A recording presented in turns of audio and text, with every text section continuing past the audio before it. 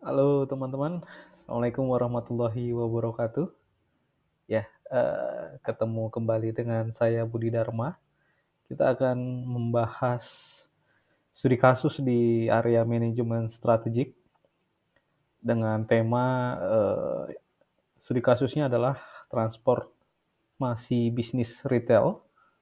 Ya, dalam hal ini studi kasus kita melihat tentang bagaimana Indomaret ya, Indomaret. Teman-teman pasti udah paham semua ya tentang atau sudah mengerti tentang Indomaret lah.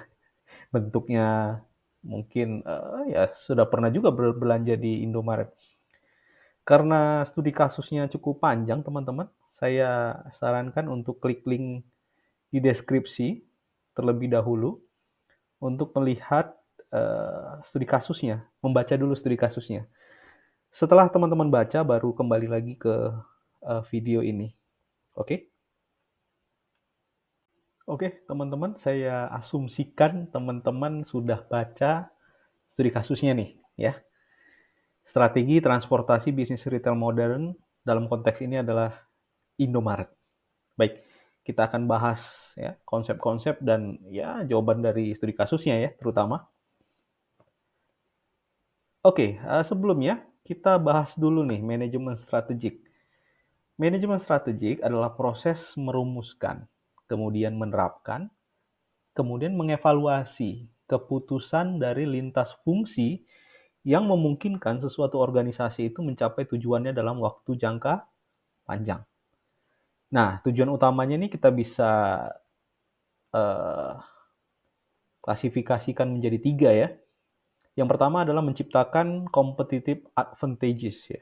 Competitive advantages atau keunggulan daya bersaing. Kemudian yang kedua adalah menghadapi perubahan lingkungan ya, terutama lingkungan yang sifatnya eksternal, sehingga kita bisa adaptif dan proaktif terhadap lingkungan tersebut. Dan yang terakhir adalah menyusun arah, ya, arah jangka panjang dari perusahaan. Karena memang di organisasi itu harapannya kita sustain. Oke, ini sedikit pemantik untuk apa sih manajemen strategik itu. Kita akan deep down ke key konsep yang ada di dalam studi kasus. Jadi, dalam studi kasus tadi, pemaparan yang sekian banyak, ada beberapa konsep-konsep yang teman-teman perlu pahami. Yang pertama adalah analisis lingkungan eksternal. Nah, ini adalah konsep ya, konsep analisis lingkungan eksternal. Dalam studi kasus tadi, core inti konsep ini adalah yang pertama mengidentifikasi ancaman yang muncul dari e-commerce. Ya. Karena tadi kan ada pandemi COVID-19 ini menyebabkan arah eh, retail itu berubah ke arah e-commerce. Kemudian ada Alfamart ya, Alfamart. Perubahan perilaku belanja dan yang terakhir adalah tekanan dari lingkungan. Nah, ini adalah konsep dari lingkungan eksternal yang ada di dalam studi kasus. Kemudian konsep berikutnya adalah keunggulan bersaing atau ya tadi saya sudah bahas competitive advantages. Nah, karena ada beberapa kunci-kunci penting yang menyebabkan Indomaret harus berubah ya. Nah, beberapa keunggulan bersaing yang diciptakan Indomaret dalam studi kasus, yang pertama adalah memperluas jaringan. Ada ekosistem iSaku ya. Ini ekosistem yang dibangun oleh Indomaret nih. Kemudian ada aplikasi Klik Indomaret. Dan yang terakhir adalah kemitraan dengan UMKM. Nah, ini adalah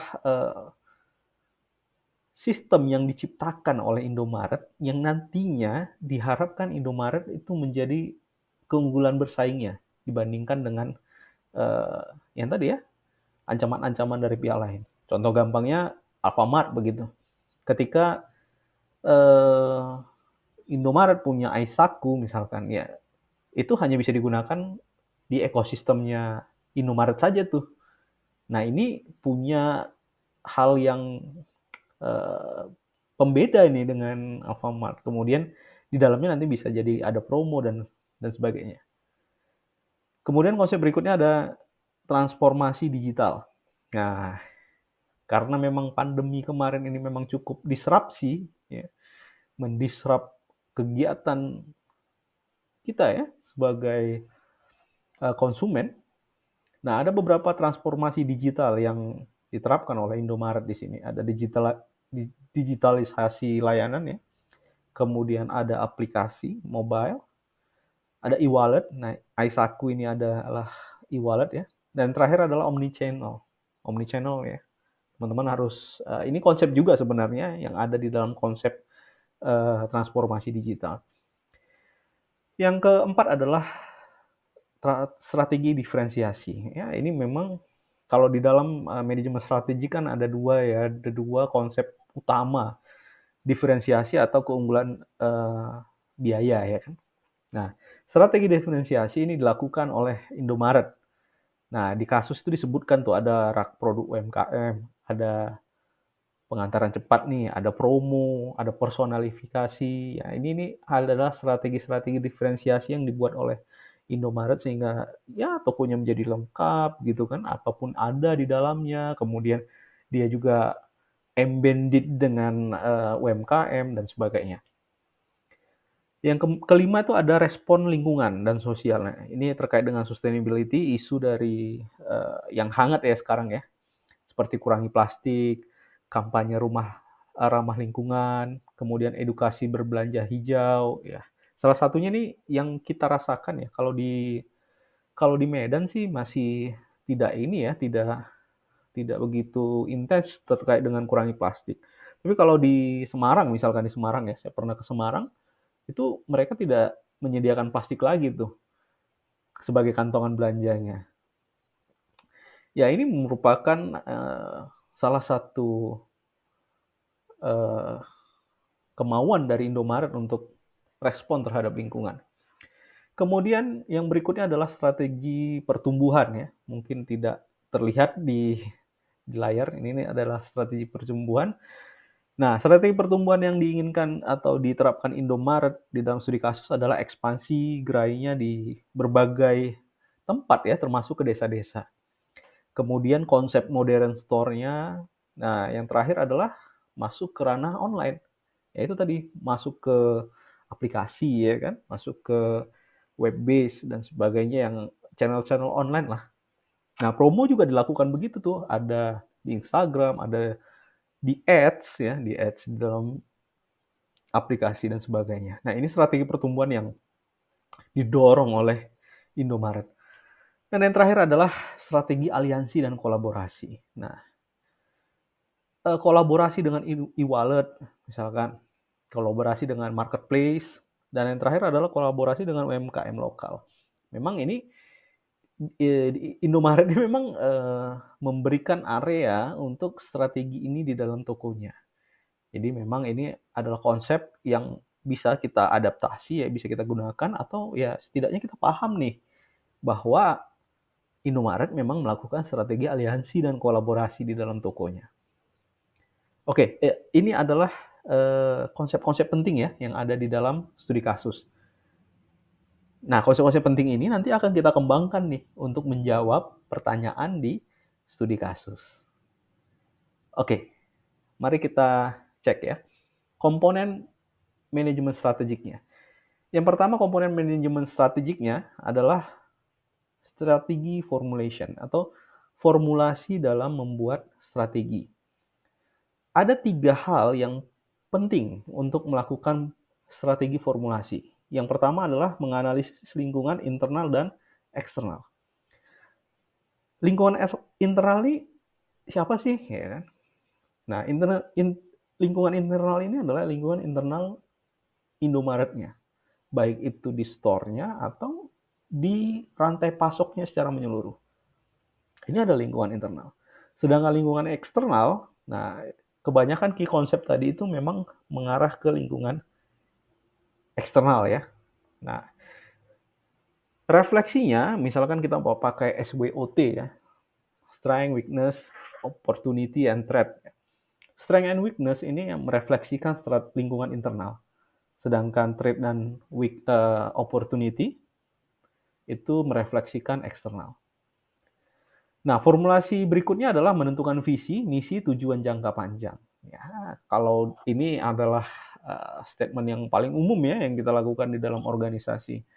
Yang terakhir adalah menyusun strategi kompetitif dan strategi pertumbuhan. 3 ini adalah bisa dikatakan serial step ya, teman-teman ya. Serial step means tidak bisa dilakukan paralel. Artinya, menganalisis lingkungan internal dan eksternal ini sebaiknya dilakukan di awal, ya, sebelum menentukan visi dan misi atau merubah visi dan misi. Nah, setelah visi dan misi tujuan jangka panjang dibuat, barulah kita membuat strategi kompetitifnya. Nggak bisa tuh kita buat strategi kompetitif dulu, baru menganalisis lingkungan internal. Ini dibolak-balik gitu, nanti kita yang pusing ya. Oke, berikutnya. Berikutnya adalah strategi implementasi. Tadi kan lebih abstrak ya. Lebih abstrak artinya ya ini karena pemikiran jangka panjang, jadi ya abstrak lah, perlu kontemplasi. Nah, kalau strategi implementasi ini lebih deep down ya. Sebenarnya ini adalah bagian dari aplikatif dari strategi kompetitif dan pertumbuhan. Ya, ini menghasilkan strategi implementasi. Nah, setidaknya kita melakukan 3 strategi. Alokasi sumber daya, baik itu sumber daya manusia, sumber daya modal, sumber daya IT, sumber daya lain-lainnya. Setidaknya 3 ini merupakan SDM IT modal merupakan sumber daya yang muncul di dalam case study. Ya. Yang kedua adalah menetapkan struktur organisasi dan kebijakan operasional. Nah, struktur organisasi dan kebijakan operasional ini dilakukan, ya harusnya dilakukan untuk mengadaptasi strategi. Jadi jangan ditetapkan dulu nih direkturnya, manajernya ada berapa, ya gitu ya, bebas aja gitu, nggak gitu modelnya. Organisasinya maunya bagaimana ya kan? Baru dari ke depan ini seperti apa, barulah kita tetapkan dulu direkturnya butuh berapa ya, manajernya butuh apa saja ya manajernya. Kita buat divisi apa saja ya. Nah, pertanyaan-pertanyaan ini akan muncul setelah ya kita mau kemana terjawab. Yang terakhir adalah melaksanakan program strategik, ya kayak digitalisasi, ekspansi, sustainability. Nah, ini dilakukan setelah ya kita udah paham nih mau kemana. Beda dengan yang tadi yang harus serial, strategi implementasi ini saya rasa bisa dilakukan paralel. Artinya apa? Ketika kita tahu nih mau kemana ke depannya, maka proses alokasi, struktur, dan melaksanakan program ini bisa berjalan simultan. Bisa berjalan bersama-sama. Oke, yang berikutnya nih. Strategi evaluasi dan pengendalian. Di dalam proses manajemen, POAC ya, Planning, Organizing, Actuating, and Controlling. Nah ini adalah standar ya, standar baku dalam proses manajemen. Nah, setelah tadi kita melakukan proses organizing dan actuating, nah sekarang kita proses evaluasi dan pengendalian. Di sini kita perlu nih melakukan proses pengukuran kinerja seperti pertumbuhan gerai, penggunaan aplikasi dan sebagainya. Sehingga kita harus menentukan KPI-nya apa saja, ya kan? Berikutnya, melakukan audit, baik audit internal maupun audit eksternal. Kenapa? Ya, kalau internal saja tanpa eksternal, maka ini justifikasinya hanya dari dalam. Sedangkan eksternal mungkin atau biasanya juga memberikan additional value yang tidak dilihat dari organisasi secara internal. Nah, yang terakhir, menyesuaikan strategi. Nah, proses penyesuaian strategi ini ada di area evaluasi dan kontrol. Jadi ketika kita aware, oh ternyata lingkungan kita nih berubah nih. Oh ternyata saat ini orang mau belanjanya modelnya seperti ini nih. Maka inputan ini akan dibawa kembali ke awal strategi formulasi untuk dilakukan lagi prosesnya dan seterusnya. Kalau orang sistem mengatakan ini adalah feedback loop. Jadi kegiatan proses manajemen strategik itu tidak berhenti POAC saja, tidak berhenti. Nah, ketika sudah di positioning, kontrol, dan evaluasi, hasil apapun di dalam strategi evaluasi dan pengendalian ini akan diberikan menjadi inputan untuk planning berikutnya. Nah, kalau orang sistem bilang ini feedback loop ya, teman-teman. Oke, kita akan jawab salah satu pertanyaan dari studi kasus, yaitu hubungan antar komponen. Jika kita melihat deep down case study-nya, maka kita akan mendevelop ABCDE ya, ABCD-nya. A adalah analisis lingkungan. Nah, ini akan mempengaruhi perumusan strategi. B ini akan mempengaruhi implementasi dari strategi. Sedangkan C itu mempengaruhi evaluasi pengendalian strategi. Nah, setelah evaluasi dan pengendalian strategi itu kembali lagi ke perumusan strategi. Itu yang saya sebutkan tadi ya, feedback loop. Semua strategi itu berawal dari pemahaman kondisi eksternal dan lingkungan internal. Nah, dari situ baru ada strategi.